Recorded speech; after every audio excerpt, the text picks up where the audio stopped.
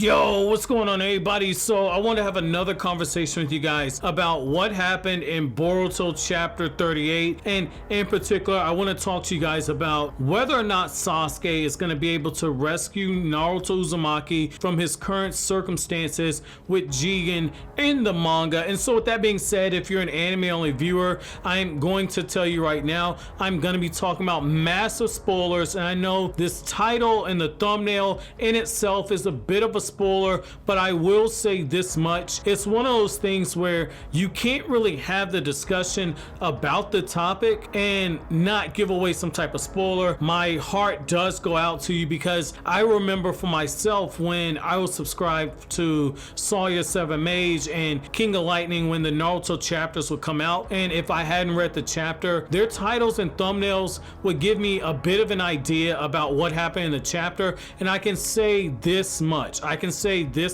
about this: there's so much that happened in this chapter that this is not a huge spoiler for you guys. Like, there's so much other stuff that happened and you don't have context. So I would strongly encourage you guys, just keep in mind that this is a week where there's going to be a lot of spoiler content on the channel. But with that being said, if you're still here, I'm assuming you're okay with spoilers. So I gotta say, I love this idea of Sasuke Uchiha having to rescue Naruto from the seal. Like, when I made my video almost a year ago talking about where was Sasuke during Kawaki's attack, like, one of the possibilities I threw out was the chance that Sasuke might be searching for a way to unseal Naruto. And it's something that as time went on, I said, well, you know, Kishimoto did say that he's okay with people from the previous generation dying, and I've said more than once, like, Naruto and Sasuke being alive completely kills any type of tension. I said, well, if they're not gonna kill Naruto, the best bet and their only real option is to have Naruto sealed away. And that's essentially what happened in this latest Boruto chapter. Naruto is sealed away and he's not getting out. Like, that jar that Jigen has him sealed in was so damn big that a perfect Susanoo and a QB avatar could fit inside of it. Like, that damn thing is huge. It's huge. We thought that was a whole different universe, a whole different dimension. Like, the time space that Jigen was able to create is massive. And so the fact that Naruto sealed away in something like that, I think that having Sasuke rescue him, I like this idea. And the reason why is it's gonna give us an opportunity to essentially have the Naruto franchise go back to what Naruto was made to be so great, which is we're actually seeing ninja tactics. It's no longer about who has the biggest explosion. It's no longer about my sword's bigger than yours. My ramen noodle doodle does this and yours doesn't. It isn't anything like that. It isn't anything like that anymore. So what you're essentially seeing is that Sasuke is going to have to play the solid snake role. Now, if you follow me on Twitter,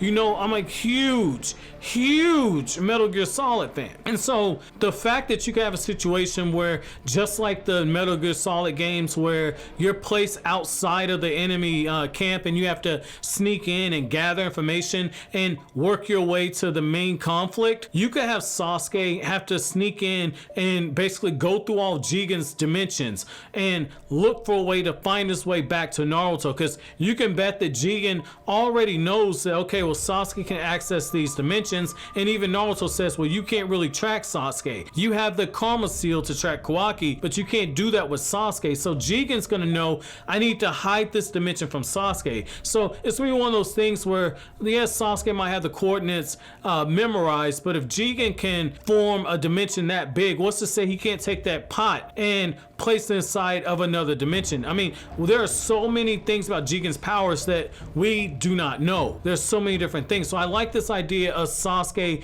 being gone for potentially 3 years, because we're 16 years removed from the Fourth Great Ninja War. And when you go by all the information we have about when Boruto and Kawaki were fighting, both of them were 16 years old. It takes place 4 years after the Versus Momoshiki arc. The Boruto manga is currently a year removed from the Versus Momoshiki Momoshiki arcs. I mean, I like this idea. I like this idea of a prolonged search for Naruto, and I think that it could pay huge dividends. And what I especially like, and I'm holding out hope for this, I'm really holding out hope for it, which is I like the idea that you could have a situation where Sasuke knows that, okay, Naruto is sealed away. The Uzumaki have all these sealing jutsu. I need to look to see if the Uzumaki have some type of seal, because we do know that eventually they're gonna talk to Tsunade, who is gonna tell them about the potential connections going all the way back to the Sage of Six Paths when it comes to the Byakugo seal. And you have to look at it from this perspective. Tsunade has to know some of those sealing jutsu. Her grandmother is Mito Uzumaki. Like, there's no way Tsunade does not know about those seals. And the fact that the Uzumaki have a connection to the Sage of Six Paths, and we're dealing with an Otsutsuki, I could see Tsunade teaching Sasuke some of those seals, or giving Sasuke scrolls, and Sasuke creating some type of sealing jutsu of his own in order to break an Otsutsuki level seal, or Sasuke going through all these dimensions, gathering information, looking for a way to undo the seal that's keeping Naruto essentially taken away. Like, I like this idea. You know, you guys hear me talk all the time about the fact that when it comes to conflict, like, every story needs conflict, but I think a lot of people get mixed up in the fact that conflict means you got two people just, you know, rock and sock 'em going at each other. That's not necessarily the case. That's not necessarily the case. Good conflict can be what happens on a mental level. It can be situational. Like, if you look at a series like Death Note doesn't have a lot of action, but there's a lot of conflict, and that conflict keeps the story moving forward. And this would be a great opportunity for Kodachi to write some scenes for Ikimoto to draw, where you see Sasuke reflecting on potentially his relationship with Naruto. Like, you have all those running jokes going as far back as, like, when I first started joining Naruto forums, like in 2008. Like, you had jokes going all the way back to, like, Naruto and Sasuke, they had a bromance. Well, you can now get more information, maybe give us a flashback to when Sasuke comes back to Hidden Leaf Village when Sarada is a very small child. And for somebody saying that's not true, that didn't happen, read Naruto Gaiden closer. Sarada has a flashback and she remembers. It's a very fuzzy memory, but she has a memory of Sasuke coming back to Konoha. He's holding her hand and holding Sakura's hand, and they're walking with Sarada in between them. Like, this is good. This is good. We could get those flashbacks. We could see more of what happened during the blank period between when Sasuke returned back to Konoha and when he left again after the 5 Kage summit, when he says, like, okay, there's a threat bigger than Kaguya. I need to leave on a long-term basis. I like this idea of potentially seeing Sasuke looking over Boruto, potentially seeing a baby Himawari. I like these ideas to see more bonding with these two characters. I think that this would be really good. And if we are getting to that point where they're going to potentially kill Sasuke, if we are getting to that point, this would give us another thing. Just how Naruto made that sacrifice for Sasuke so Sasuke could leave, what if Sasuke sacrifices himself in order to essentially save Naruto? If you go by what happened in Infinity War, and where in Infinity War, essentially to get the Soul Stone, it was a soul for soul. I think that if you're gonna have a situation where Naruto gets freed out of this Otsutsuki level seal, it only makes sense that Indra's reincarnate gives his life for Ashra's reincarnate in order for them to get out. Like, if you want to talk about breaking the cycle, this could be huge.